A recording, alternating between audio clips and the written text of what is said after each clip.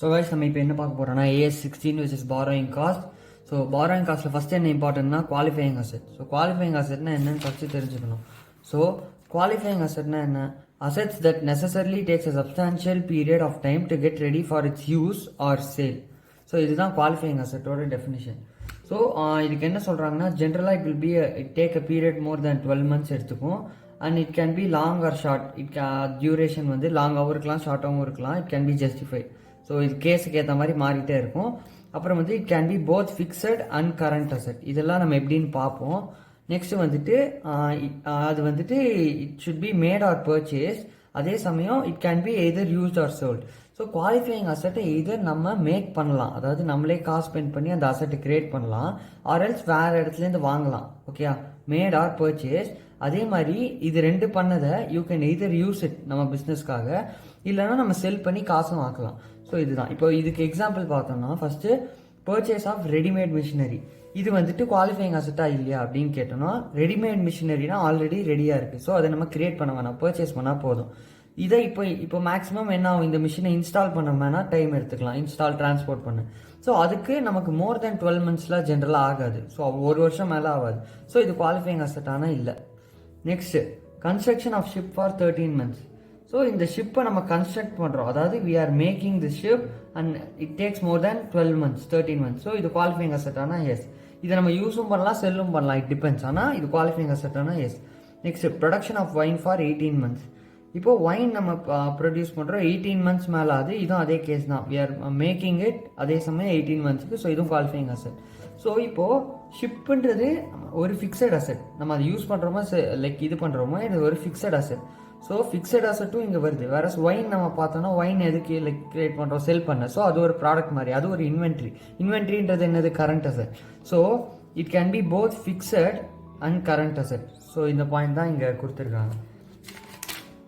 So going back, qualifying அசெட்னா it may be purchase or constructed பார்த்துட்டோம். இப்போ purchase பண்ணவும் கன்ஸ்ட்ரக்ட் பண்ணவும் ஃபர்ஸ்ட் நமக்கு என்ன தேவை, துட்டு தேவை. அதுக்கு நம்ம பாரோவிங் பண்ணுறோம். பாரோவிங் எதர் பேங்க் லோனாக எடுக்கலாம் இல்லை டிபெஞ்சர்ஸாக எடுக்கலாம். சப்போஸ் பேங்க் லோனாக எடுத்தால் நம்ம இன்ட்ரெஸ்ட்னு ஒன்று பே பண்ணுவோம். ஓகே, இப்போ இது one of the borrowing cost. இந்த ஏஎஸ்ஏ பாரோயிங் காஸ்ட் பற்றி தான். ஸோ பாரோயிங் காஸ்ட்டில் ஒன் ஆஃப் த காம்பனன்ட் வந்து இந்த பே பண்ணுற interest one of the component. இப்போ பாரோயிங் காஸ்ட்டில் லைக் என்னெல்லாம் ஐட்டம் வருதோ அதெல்லாம் should be added to the cost of asset, அதாவது கேபிட்டலைஸ் பண்ணணும். கேபிட்டலைஸ் பண்ணுறதுனா பேசிக்கலி தான் added to the cost of asset. Capitalize பண்ணுற, இப்போ 10,000 கேபிட்டலைஸ் பண்ணுறேன்னா காஸ்ட் ஆஃப் அசெட்டில் 10,000 ஆட் பண்ணுறேன் அப்படின்னு அர்த்தம். ஸோ இப்போ பாரோயிங் காஸ்ட்டில் வேறு என்னெல்லாம் ஐட்டம் வருதுன்னு பார்ப்போம். ஃபர்ஸ்ட்டு பாரோயிங் காஸ்ட்ல இன்ட்ரெஸ்ட் சார்ஜஸ் வருது, அப்புறம் கமிட்மெண்ட் சார்ஜஸ் வருது. இப்போ ஃபார் எக்ஸாம்பிள் நம்ம 1 lakhக்கு லோன் எடுக்கிறோம், அதில் 60,000 நான் வந்து இப்போ அப்படியே ஒரு மிஷின் கிரியேட் பண்ணுறேன், அதுக்கான இதுவாக யூஸ் பண்ணுறேன். மிச்சம் 40,000 நான் பேங்க்கில் ஐடல் கேஷாக அப்படியே வச்சுருக்கேன் யூஸ் பண்ணாமல். ஸோ இப்போ இந்த 60,000க்கு நான் பே பண்ணுறது தான் இன்ட்ரெஸ்ட் சார்ஜஸ். அதை லோனாக வாங்கிட்டேன், யூஸ் பண்ணுறேன். மிச்சம் 40,000 ஐடல் கேஷாக இருக்குல்ல, இதுக்கு ஒரு சார்ஜஸ் நான் பே பண்ண வேண்டியிருக்கும், அதுக்கு பேர் தான் கமிட்மெண்ட் சார்ஜஸ். அதுவும் வந்து பாரோயிங் காஸ்ட்டில் ஆட் பண்ணுவோம். Next administration or premium or discount on borrowings. This is only for debentures. So just ஒரு மென்ஷன் தான் இது, note. Finance charges for assets which is financing lease. Next வந்துட்டு எக்ஸ்சேஞ்ச் டிஃபரன்ஸ். இப்போ exchange டிஃபரன்ஸ்னா என்ன பார்ப்போம். Loan of 10,000 USD at 5% interest April 1, 2024 எடுக்கிறோம். அந்த டேட்டில் exchange rate is 45 rupees per USD. இப்போ என்ன தராங்க, March 31, அதாவது 1 year கழிச்சு exchange rate was ₹48 per USD. Exchange rate increase ஆயிருக்கு. நெக்ஸ்ட் கரஸ்பாண்டிங் அமௌண்ட், அதாவது இந்த corresponding 10,000 USD could have been borrowed in local, அதாவது இந்தியன் கரன்சியில் at 11% இன்ட்ரெஸ்ட் ரேட். ஸோ இதே அமௌண்ட்டை இந்தியாவில் வாங்கினா 11% இன்ட்ரெஸ்ட், அதை ஃபாரினில் வாங்கினா 5% இன்ட்ரெஸ்ட். இப்போ என்ன சொல்கிறாங்க, இதை வாங்கும் போது எனக்கு இருந்த ப்ரைஸ் வந்து 45 தான், $1 45ல் இருந்துச்சு. பட் நான் ரீபே பண்ணும்போது 48 இருக்குது. ஸோ இந்த எக்ஸ்சேஞ்ச் ரேட் டிஃப்ரென்ஸ் தான் ஃபஸ்ட்டு கண்டுபிடிப்போம். எக்ஸ்சேஞ்ச் ரேட் டிஃப்ரென்ஸ்னால் வேறு ஒன்றும் இல்லை, வாங்கின அன்றைக்கும் இருந்ததுக்கும் லைக் ரீபே பண்ணுற அன்றைக்கும் உள்ள டிஃப்ரென்ஸ் தான். ஸோ இது வந்துட்டு 48, 43, 3 rupees டிஃப்ரென்ஸ் இருந்ததா. 3 rupees இன்ட்டு எவ்வளோ எடுத்திருக்கோம், 10,000 USD. ஸோ வந்து 10,000 பண்ணால் 30,000 வரும். இந்த 30,000 தான் எக்ஸ்சேஞ்ச் ரேட் டிஃபரன்ஸ். பேசிக்கலி நம்ம இந்தியாவில் லோன் எடுக்காம ஃபாரின்ல எடுத்ததுக்கு நம்ம கணக்கு கிடைக்கிற பெனிஃபிட் தான் இந்த 30,000. இந்த 30,000 நம்ம ஃபுல்லாக கேபிட்டலைஸ் பண்ண மாட்டோம், ஒன்லி கொஞ்சோன்னு தான் பண்ணுவோம். அது ஏன்னு பார்ப்போம். ஃபர்ஸ்ட் இப்போ இதுக்கு இன்ட்ரெஸ்ட் பே பண்ணணும்ல, இதுக்கு 5% கொடுத்துருக்காங்க, இதுக்கு 11% கொடுத்துருக்காங்க. So interest payable on US. இப்போ யூஎஸ்ல நான் லோன் வாங்கியிருக்கேன். இப்போ 2 கேஸ் எடுப்போம், யூஎஸ்லேயும் லோன் வாங்கியிருக்கேன், இந்தியாவிலையும் வாங்கியிருக்கேன். யூஎஸ்ல வாங்கும்போது $10,000 இன்டூ 48. ஏன் 48னா நான் பே பண்ணுற அன்றைக்கி எக்ஸ்சேஞ்ச் ரேட் 48. ஸோ இங்கேருந்து நான் வந்து யூஎஸ் கரன்சியில் பே பண்ணோன்னா 48 ஒரு டாலர் கொடுத்தானோ. ஸோ 10,000 into 48 into 5/100 பண்ணால் 24,000 வரும். இதே இந்தியாவில் வாங்கியிருக்கேன். இந்தியாவில் வாங்கியிருந்தால் நான் வாங்கின அன்றைக்கி இருந்த ப்ரைஸ் தான் எடுப்போம். 45 into 10,000 4,50,000 தான் நான் வாங்கியிருக்கேன். அதுக்கு மட்டும் இன்ட்ரெஸ்ட் பே பண்ணால் போதும். இதில் கன்வர்ஷனே இருக்காது. ஸோ 4,50,000 into 11/100 பண்ணால் 49,500 வரும். இதோட டிஃப்ரென்ஸ் வந்து 25,500. இந்த டிஃப்ரென்ஸ் தான் வந்துட்டு பேசிக்கலி பாரோயிங் காஸ்ட்னு சொல்லுவோம். இந்த 30,000 எக்ஸ்சேஞ்ச் ரேட் டிஃப்ரென்ஸில் 25,500 தான் பாரோயிங் காஸ்ட். மிச்சம் 4,500 வந்து P&Lக்கு டெபிட் பண்ணிடுவோம். நம்ம லாஸ் மாதிரி ட்ரீட் பண்ணுவோம் அதை. ஸோ இந்த 25,500 என்னது, we are paying less cost of US loan. So யூஎஸ்ல லோன் இருக்கிறதுனால நம்ம கிடைக்கிற பெனிஃபிட் மாதிரி இந்த அமௌண்ட். ஸோ இதுதான் எக்ஸ்சேஞ்ச் ரேட் ஒரு சம். ஸோ பாரோயிங் காஸ்ட் வந்து நம்ம எய்தர் P&L டெபிட் பண்ணுவோம் ஆர்எல்ஸ் கேபிட்டலைஸ் பண்ணுவோம். அது குவாலிஃபைங் அசெட்கானதாக இருந்தால் we will add it in the cost by capitalizing. இல்லைனா நம்ம வந்து அதர் எக்ஸ்பென்ஸ் மாதிரி அதை வந்துட்டு P&Lக்கு டெபிட். நம்ம போட்ட எக்ஸ்சேஞ்ச் ரேட்டுக்கான ஸ்டெப்ஸ் மாதிரி மேம் கொடுத்துருக்காங்க. பேசிக்கலி நம்ம போட்ட மாதிரி போடலாம், இல்லை இந்த ஸ்டெப்ஸ் வழியாகவும் போடலாம். But the conclusion is each ஸ்டெப்பில் நம்ம ஒரு ஆன்சர் இவங்க அரைவ் பண்ணுறாங்களே அது நம்ம வந்து கிளியராக நம்ம காமிச்சிடணும். ஸோ ஃபர்ஸ்ட் ஸ்டெப்பில் அவங்க வந்து we are finding the interest on foreign currency அதை கண்டுபிடிக்கிறாங்க. செகண்டில் வந்துட்டு we are finding the loss extent of loan, அதாவது அந்த டிஃப்ரென்ஸ் கண்டுபிடிச்சோம்ல எக்ஸ்சேஞ்ச் ரேட் டிஃப்ரென்ஸ். அது அடுத்து வந்து we are finding the total amount of the borrowing lost on foreign currency loan which is interest plus increase in liability. Fourth ஸ்டெப்பில் வந்து suppose அதே loan இந்தியாவில் எடுத்திருந்தால் எவ்வளோ இன்ட்ரெஸ்ட்னு கால்குலேட் பண்ணுறோம். ஸோ இப்போ ரெண்டு இன்ட்ரெஸ்ட்டையும் நம்ம வந்து கம்பேர் பண்ணி அதோட டிஃப்ரென்ஸ் எடுத்துகிட்டு அந்த டிஃப்ரென்ஸை மட்டும் வில் கேபிட்டலைஸ், ரிமைனிங் வந்து நம்ம P&Lல போட்டுருவோம். ஸோ இப்போ அதே மாதிரி நம்ம இந்த சம் சும்மா சால்வ் பண்ணி பார்ப்போம். முன்னாடி போட்ட அதே சம் அதே ஃபார்மேட், வெறும் நம்பர்ஸ் மட்டும் தான் வேறு. ஸோ இந்த சம்மில் என்ன பண்ணுறாங்க, போன சம் 10,000 USD லோன் எடுத்த மாதிரி இங்கே 20,000 எடுக்கிறோம். அப்புறம் வந்துட்டு ஃபாரினில் அதுக்கான இன்ட்ரெஸ்ட் ரேட் வந்து 6%. அப்புறம் எடுக்கிற அன்னைக்கு exchange rate was 78, but repayment பண்ணும்போது exchange rate was 85 rupees per USD. இப்போ வந்துட்டு அதே லோனை இந்தியாவில் எடுத்தால் வில் கெட் 11% ஆஃப் இன்ட்ரெஸ்ட். இந்த கண்டென்ட் மட்டும் போதும் கொஸ்டின்லேருந்து. இப்போ சால்வ் பண்ண ஆரம்பிப்போம். ஸோ ஃபஸ்ட்டு 20,000 லோனு 6% இன்ட்ரெஸ்ட்டு, இதெல்லாம் கிவன்லாம் எழுதிக்கணும். நெக்ஸ்ட் வந்துட்டு எக்ஸ்சேஞ்ச் ரேட் டிஃப்ரென்ஸ் நம்ம கண்டுபிடிக்கிறோம், which is 20,000 USD into 85 minus 78. அந்த டேட்டுக்கும் இந்த டேட்டுக்கும் உள்ள எக்ஸ்சேஞ்ச் ரேட் டிஃப்ரென்ஸை கால்குலேட் பண்ணுறோம். 1,40,000 வருது. இதுதான் எக்ஸ்சேஞ்ச் ரேட் டிஃப்ரென்ஸ். இதில் வந்து ஒரு பர்டிகுலர் அமௌண்ட்டை கேபிட்டலைஸ் பண்ணுவோம், ஒரு பர்டிகுலர் அமௌண்ட் ரிமைனிங் அமௌண்ட்டை will debit to P&L. So first என்ன பண்ணணும், இன்ட்ரெஸ்ட் ஆன் யூஎஸ் லோன் கண்டுபிடிக்கணும். யூஎஸ் லோன் இன்ட்ரெஸ்ட் எவ்வளோ, 20,000 into இன்னைக்கு டேட்டுக்கு இந்தியன் எக்ஸ்சேஞ்ச் ரேட்னா அதுதான் எடுப்போம். ஸோ 85 into 6/100 பண்ணால் 1,02,000 வருது. இப்போ நெக்ஸ்ட் நம்ம என்ன கால்குலேட் பண்ணுறோம்னா, இதே லோனை இந்தியாவில் எடுத்திருந்தா எவ்வளோ இன்ட்ரெஸ்ட் வருது. ஸோ இப்போ இந்தியாவில் 20,000 into நம்ம என்னைக்கு லோன் வாங்கினோம் அன்றைக்கி அதோட எக்ஸ்சேஞ்ச் ரேட் எவ்வளோ, 78. ஸோ அதை தான் இங்கே எடுப்போம், 85 எடுக்க மாட்டோம். 78 into மல்டிப்ளை பண்ணிட்டு 11% இந்தியாவில். ஸோ 11/100 போட்டோம்னா 1,71,600 வருது. ஸோ பேசிக்கலி இந்தியாவில் நான் லோன் எடுத்தால் இன்ட்ரெஸ்ட் வந்து 1,71,600 பே பண்ணணும். அதே யூஎஸில் எடுத்திருந்தேன்னா 1,02,000 பே பண்ணால் போதும். இதுக்கான டிஃப்ரென்ஸ் தான் வந்து the amount to be capitalise வந்து இதுக்கான டிஃபரன்ஸ் 69,600. ஸோ இந்த 69,600 we will capitalize it. So out of 1,40,000 69,600 capitalise பண்ணோம்னா ரிமைனிங் 70,400 வந்து we will debit it to P&L. So இதான் கான்செப்ட். ஸோ ரொம்ப சிம்பிளாகவே இதை போட்டுடலாம். ஸ்டெப் பை ஸ்டெப் நம்ம என்னென்ன ஆன்சர் அரைவ் பண்ணுறோமோ அதெல்லாம் நம்ம step by step this is equal to this interest on for Indian currency இவ்வளோ, இன்ட்ரெஸ்ட் ஆன் யூஎஸ் கரன்சி இவ்வளோ, so amount to be capitalise is equal to this minus this. இந்த மாதிரி க்ளீனாக நீட்டாக எழுதிட்டாலே நமக்கு மார்க்ஸ் கிடச்சிரும். அவ்வளோ.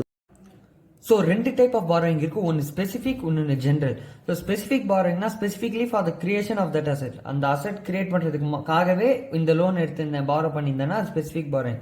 வேற ஜென்ரல்லாம் அப்படி இல்லை. ஜென்ரல் எப்படின்னா இந்த எக்ஸாம்பிள் கொடுத்துருந்த மாதிரி தான். நான் 2 crores வந்து டிபெஞ்சர்ஸ் அட் 9% எடுத்திருக்கேன், 2.5 crores பேங்க் லோன் எடுத்திருக்கேன், 5.5 crores 8.5% டிபெஞ்சரில் எடுத்திருக்கேன். ஸோ இதெல்லாம் வந்துட்டு நான் பாரோயிங்ஸ் பண்ணியிருக்கேன். இதெல்லாம் வந்து ஸ்பெசிஃபிக்கலாக ஒரு அசெட்காக பண்ணல. இப்போ திடீர்னு எனக்கு 4 crores ஒரு அசெட் தேவை, இதுலேருந்து நான் எடுத்துப்பேன். ஸோ இது வந்து இந்த பாரோயிங்ஸ்லாம் ஜென்ரல் பாரோயிங்ஸ் தான், ஸ்பெசிஃபிக்கலி இந்த 4 crore அசெட்காக நம்ம பண்ணதில்லை. ஸோ இதுதான் ஜென்ரலுக்கும் ஸ்பெசிஃபிக்கும் உள்ள டிஃபரன்ஸ். இப்போது ஸ்பெசிஃபிக்கில் பார்ப்போம்.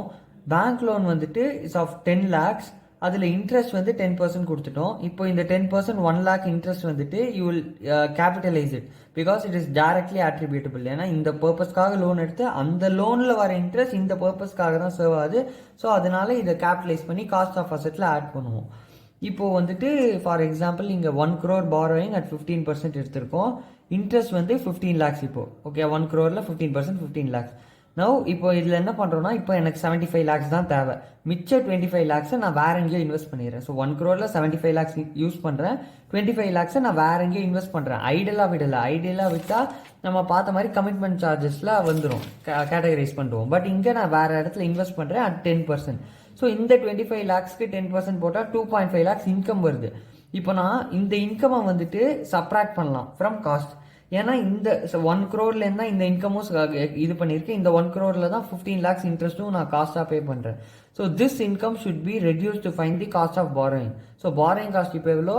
15 lakhs மைனஸ் இந்த 2.5 lakhs இன்கம் 12.5 lakhs. இதை தான் நம்ம கேபிட்டலைஸ் பண்ணுவோம். 15 lakhs பண்ண மாட்டோம். இந்த மாதிரி இன்கம் வந்தால் வெறும் இந்த 12.5 lakhs சப்ராக்ட் பண்ணிட்டு இதை மட்டும் கேபிட்டலைஸ் பண்ணுவோம்.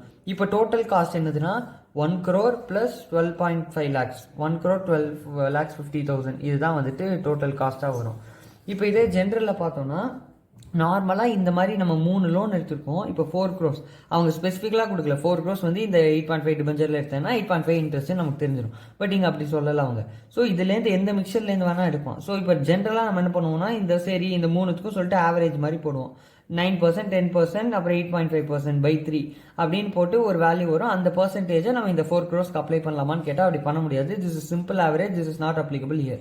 இந்த கேஸ் ஸ்பெஷல் கேஸ்ன்றனால you should use weighted average method. Weighted ஆவரேஜ்னா each weightage for that percentage assigned. So இப்போ 2 crores வந்து 9% டிபெஞ்சரா, 9% வந்து 2 crores டிபெஞ்சர், 2 crores வேல்யூ உள்ள இதில் இருக்கு. ஸோ 2 into 9 ப்ளஸ் அதே மாதிரி 2.5 into 10%, அப்புறம் 5.5 into 8.5. ஸோ இது டோட்டலாக டிவைடட் பை கீழே வந்துட்டு 2 plus 2.5 plus 5.5 வரும். ஸோ இன்ட்ரெஸ்ட்டு அது கரஸ்பாண்டிங்கான அமௌண்ட் ரெண்டையும் நம்ம இந்த மாதிரி மல்டிப்ளை பண்ணிட்டு கீழே டோட்டல் அமௌண்ட் டிவைட் பண்ணால் யூ வில் கெட் 8.975%. ஸோ இந்த பர்சன்ட் தான் வெயிட்டட் ஆவரேஜ் பர்சன்டேஜ். ஸோ இந்த பர்சன்டேஜ் தான் நம்ம அப்ளை பண்ணுவோம் இந்த 4 crores. ஸோ இப்போ இந்த 4 crores கேபிட்டலைஸ் எவ்வளோ அமௌண்ட் பண்ணுவேன், எவ்வளோ இன்ட்ரெஸ்ட் கேபிட்டலைஸ் பண்ணுவேன்னா 4 crores 8.975% கேபிட்டலைஸ் பண்ணுவேன். இப்போ டோட்டலாக இதில் எவ்வளோ ஆக்சுவலாக இது பண்ணியிருக்காங்கன்னா 10 crores இது பண்ணியிருக்காங்க. லைக் 10 crores பாரோ பண்ணியிருக்கோம். இதில் 4 crores தான் யூஸ் பண்ணுறோம். மிச்ச 6 crores இருக்கும்ல, அந்த 6 crores எந்த பர்சன்டேஜ் இன்ட்ரெஸ்ட் பண்ணுவோம்னா அதே 8.975% தான் இன்ட்ரெஸ்ட் பண்ணுவோம். ஏன்னா அதே வெயிட்டட் ஆவரேஜ் தான். ஸோ இந்த 6 crores மிச்சதுக்கு 8.97% இன்ட்ரெஸ்ட் வந்து P&Lக்கு போடுவோம். ஸோ நம்ம என்ன பார்த்தோம், அந்த அசெட் ரிலேட்டடாக இருந்தால் மட்டும்தான் இன்ட்ரெஸ்ட்டு கேபிட்டலைஸ் பண்ணுவோம், இல்லைனா P&Lக்கு போடுவோம். இது வந்து பேசிக் கான்செப்ட், இதை மறக்கவே கூடாது. ஸோ டோட்டல் இன்ட்ரெஸ்ட் வந்துட்டு இன்ட்ரெஸ்ட் டு பி கேபிட்டலைஸ்ட்.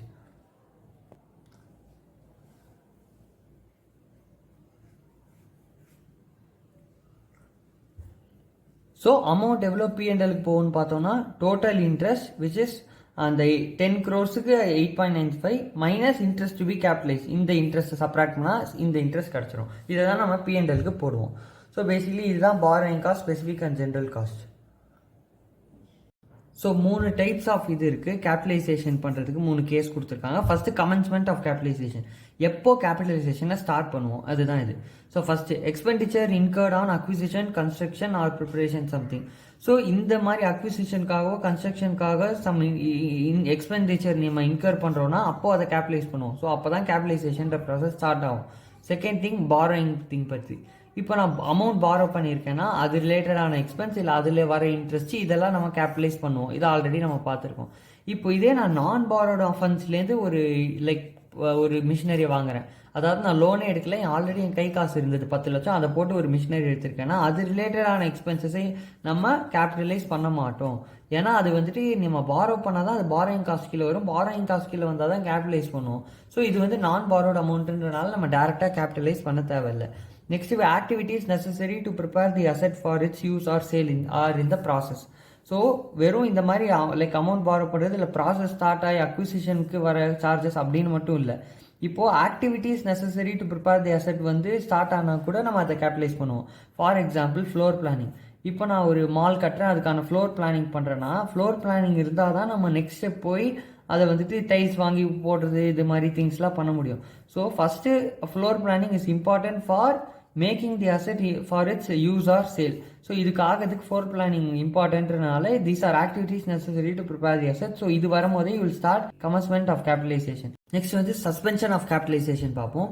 இப்போ சஸ்பென்ஷன், இப்போ பேசிக்கலி அடுத்த பார்க்க போகிற 2 என்னன்னா, ஒன்று வந்து சஸ்பென்ஷன் மாதிரி, இன்னொன்று வந்து டிசி கொடுத்து அனுப்புகிற மாதிரி. ஒன்று சஸ்பெண்ட் பண்ணி வைப்பாங்க, இன்னொன்று கம்ப்ளீட்டாக வந்து ரிமூவ் பண்ணுவாங்க. So borrowing cost should be suspend பண்ணுறதுனா we should not add in the cost, அதாவது கேபிட்டலைஸ் பண்ண மாட்டோம். during the extended period where the activities related to development of product is interrupted, அதாவது ப்ராடக்ட் டெவலப்மெண்ட்டே நடக்கல அந்த ஸ்பெசிஃபிக் பீரியட்லனா அதை suspend பண்ணுவோம். அப்போ கேபிட்டலைசேஷனில் ஆட் பண்ண மாட்டோம். For example labour strike. இப்போ லேபர் ஸ்ட்ரைக் நடக்குதுன்னா என்ன, பேசிக்கலி ஒர்க் எதுவுமே நடக்கல. ஒர்க் எதுவும் நடக்கலன்னா டெவலப்மெண்ட் ஆஃப் ப்ராடக்ட்டும் நடக்காது. ஸோ அதை நம்ம கேபிட்டலைஸ் பண்ண மாட்டோம். ஸோ இது லேபர் ஸ்ட்ரைக்கான எக்ஸாம்பிள். இப்போ நெக்ஸ்ட் வந்துட்டு இதே மாதிரி கொடுக்குறோம். Permission to start the second floor. இங்கே பார்த்தோம்ல பெர்மிஷன் சீக்கிங். இப்போ 2 ஃப்ளோர், நான் ஒரு ஃப்ளோர் கட்டிட்டேன். செகண்ட் ஃப்ளோர் கட்டுறதுக்கு நான் பெர்மிஷன் வாங்கணும். அந்த பெர்மிஷனுக்கு நான் டிலே ஆகுது. இப்போ இதை கேபிட்டலைஸ் பண்ணுவோமா மாட்டோமா? ஏன்னா இந்த பீரியட்ல சஸ்பெண்ட் ஆயிருக்கு நம்மளோட டெவலப்மெண்ட் ஆஃப் ப்ராடக்ட். நீ கட்டல செகண்ட் ஃப்ளோர், வெயிட் பண்ணிருக்க பெர்மிஷனுக்கு. ஸோ இதுக்கு ஆகுமா இல்லையான்னு கேட்டோம்னா நம்ம இங்கே பார்த்து ஒரு இம்பார்ட்டன்ட் பார்க்கணும் thing. Activities necessary to prepare the asset for the use or sale or in ப்ராக்ரஸ்னா கேபிட்டலைஸ் பண்ணுவோம். ஸோ பெர்மிஷன் சீக் பண்ணாதான் நம்மளால செகண்ட் ஃப்ளோர் கட்ட முடியுன்றதுனால இது ஒரு activity necessary is happening. So அதனால இதை நம்ம கேபிட்டலைஸ் பண்ணணும். ஸோ நம்ம அந்த மாதிரி யோசிச்சு தான் ஆன்சர் எழுதணும். ஸோ இது சஸ்பென்ஷன் ஆஃப் கேபிட்டலைசேஷன். நெக்ஸ்ட் வந்துட்டு இதுக்கு இன்னொரு எக்ஸாம்பிள் பார்ப்போம். Capitalisation not suspended when. Capitalisation எப்போ சஸ்பெண்ட் பண்ண மாட்டேன்னா when substantial technical and administrative work is being carried out. இப்போ நம்ம பார்த்தால ஆக்டிவிட்டிஸ் நெசசரி, இது வந்துட்டு என்னது பேசிக்கலி அட்மினிஸ்ட்ரேஷன் ஒர்க். ஸோ அது நடந்துட்டு இருக்கு. இல்லை டெக்னிக்கல் ஒர்க் ஏதோ நடந்துட்டு இருக்குன்னா நம்ம அதை சஸ்பெண்ட் பண்ண மாட்டோம்.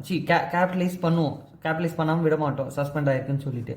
நெக்ஸ்ட் வந்துட்டு temporary delay is part of the process of getting the asset ready for the use or sale. அந்த பெர்மிஷன் சீக்கிங் சேம் திங் தான். அது வந்துட்டு டிலே ஆகுது. ஸோ ஸ்டில் நம்ம அதை வந்து கேபிட்டலைஸ் பண்ணுவோம். நெக்ஸ்ட் நம்ம பார்க்கும்போது செசேஷன் ஆஃப் கேபிட்டலைசேஷன். செசேஷன்னா பேசிக்கலி டிசி மாதிரி நான் சொன்ன மாதிரி அதோட ஸ்டாப் பண்ணிடணும். இதுக்கப்புறம் எந்த அமௌண்ட்டையும் கேபிட்டலைஸ் பண்ண மாட்டோம். Capitalisation should be ceased when substantially all the activities in preparation are completed. All major physical work should be completed. If it's okay if the routine administration work goes on. For example இப்போ நான் வந்துட்டு வீடு கட்டிட்டு இருக்கேன். வீடோட interior எல்லாமே design பண்ணி முடிச்சு எல்லாம் கன்ஸ்ட்ரக்ட் பண்ணியாச்சு. பட் ஸ்டில் ஃபர்னிச்சர் சிலது வந்து இது பண்ண வேண்டியிருக்கு, வார்னிஷ் பண்ண வேண்டியிருக்கு. இந்த மாதிரி minor modifications can be done. அது பிரச்சனை இல்லை. Major activities related to the qualifying assets வந்து கம்ப்ளீட் ஆனாலே நம்ம அதை சீஸ் பண்ணுவோம். போதும் capitalisation. So qualifying assets completed in part. அதான் இப்போ நம்ம பார்க்குற example. First floor of a mall is completed. You can stop capitalising cost related to it. இப்போ 2-3 ஃப்ளோர் இருக்குன்னா ஃபர்ஸ்ட் ஃப்ளோருக்கு நான் தனியாக பாரோ பண்ணியிருக்கேன்னா இப்போ இதுக்கான கேபிட்டலைஸ் பண்ணிட்டு இருப்பேன்ல, அந்த அமௌண்ட் வந்து ஃபர்ஸ்ட் ஃப்ளோர் ஆல்மோஸ்ட் முடிஞ்சாலே we can just stop it. So நான் வந்து வெயிட் பண்ணணும்னு அவசியம் இல்லை.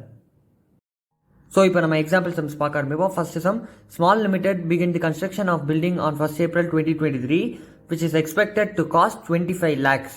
The construction of building was financed through a special loan of 10 lakhs obtained at an interest of 10% per annum on 1st April.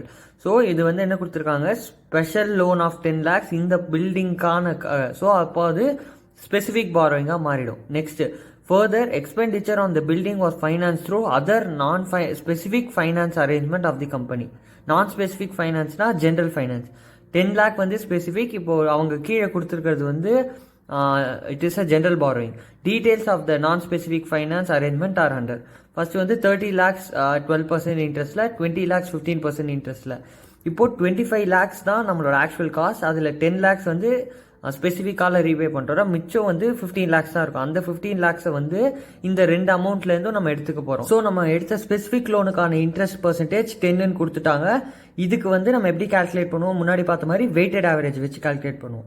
So weighted average வச்சு எப்படி calculate பண்ணுவோம்னு பார்ப்போம். அதுக்கப்புறம் கீழே என்ன கொடுத்துருக்காங்கன்னா cumulative expenses incurred on building. அதாவது எக்ஸ்பென்ஸில் நான் ஒரே நாளில் இன்கர் பண்ணல, வேறு டேஸில் இன்கர் பண்ணியிருக்கேன். ஸோ வந்துட்டு அதுக்கேற்ற மாதிரி நம்மளோட ஆவரேஜ் காஸ்ட்டு மாறும். அந்த ஆவரேஜ் காஸ்ட் வந்துட்டு வச்சு தான் நம்ம சால்வ் பண்ணுவோம். ஸோ வந்து 1st Aprilனா 12 months ஃபுல்லாக எடுத்துப்போம். 1st Julyனா அதுலேருந்து இருக்கிற 9 months மட்டும் எடுத்துப்போம். 1st Febனா கடைசி 2 மாதம் மட்டும் எடுத்துப்போம். February, March இந்த 2 month மட்டும் வச்சு நம்ம கால்குலேட் பண்ணுவோம். ஸோ கடைசியாக என்ன கேட்டிருக்காங்கன்னா, construction of building was complete on 31st March. Following principles specified in AS-13 borrowing cost. Calculate the amount of interest to be capitalized. எவ்வளோ அமௌண்ட் ஆஃப் இன்ட்ரெஸ்ட்டை கேபிட்டலைஸ் பண்ணணுன்றது தான் கொஷின். ஸோ இந்த ஆன்சரில் ஃபர்ஸ்ட் ஸ்டெப்பாக நம்ம என்ன கண்டுபிடிக்கிறோம்னா வெயிட்டட் ஆவரேஜ் இன்ட்ரெஸ்ட் தான் கண்டுபிடிக்க போகிறோம். அதாவது இன்ட்ரெஸ்ட் ஆஃப் ஜென்ரல் பாரோயிங்ஸ் எவ்வளோன்னு. ஸோ அதுக்கு என்ன பண்ணுறோம்னா 30 lakhs 12% 3,60,000. அதே மாதிரி 20 lakhsல 15% 3 lakhs ஆட் பண்ணுறோம், which is 6,60,000. ஸோ அது divided by total loan total amount which is 50 lakhs. அதால் டிவைட் பண்ணிட்டு மல்டிப்ளை பண்ண 100ஆல் will get the percentage which is 13.2%. இந்த 13.2% தான் cumulative, அதாவது weighted average percentage interest of இந்த போத் லோன். இந்த 2 லோனுக்கான வெயிட்டட் ஆவரேஜ் பர்சன்டேஜ் தான் இந்த 13.2 lakhs. ஸோ நெக்ஸ்ட் நம்ம என்ன கால்குலேட் பண்ண போறோம்னா ஆவரேஜ் காஸ்ட். ஏன்னா இவங்க என்னைக்கு லைக் ஃபுல் பேமெண்ட் நடந்திருக்குன்னு கொடுக்கல, அவங்க வந்து ஸ்பிளிட் பண்ணி கொடுத்துருக்காங்க இந்த டேட்ஸில் நடந்ததுன்னு.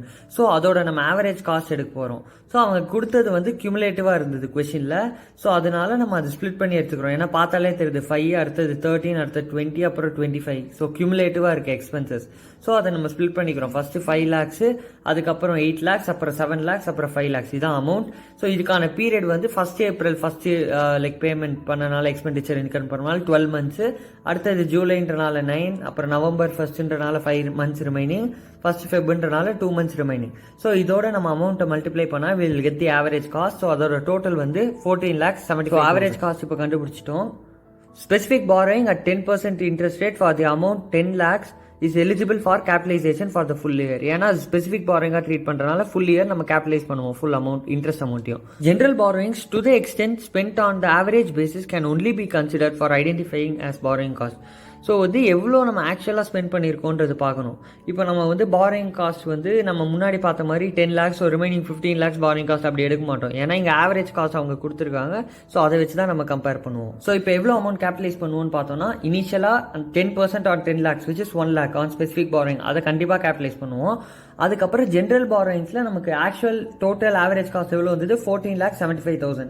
அதில் 10 lakhs வந்து ஸ்பெசிஃபிக் பாரோயிங், பேசிக்கலி இந்த எக்ஸ்பென்சஸ்க்காக ஸ்பெசிஃபிக்காக வாங்கி இருக்கிறனால அதை ஃபஸ்ட்டு நம்ம யூஸ் பண்ணிடுவோம் இந்த 14,75,000. ஸோ ரிமைனிங் 4,75,000 மட்டும்தான் ஜென்ரல் பாரோயிங்ஸ்லேருந்து எடுக்கிறோம். ஸோ அந்த 4,75,000க்கு மட்டும் 13.2% இன்ட்ரெஸ்ட் முன்னாடி கண்டுபிடிச்சால வெயிட்டட் ஆவரேஜ் இன்ட்ரெஸ்ட், அந்த இன்ட்ரெஸ்ட் நம்ம கால்குலேட் பண்ணால் 62,700 வரும். அதுதான் the amount to be capitalized on general borrowing.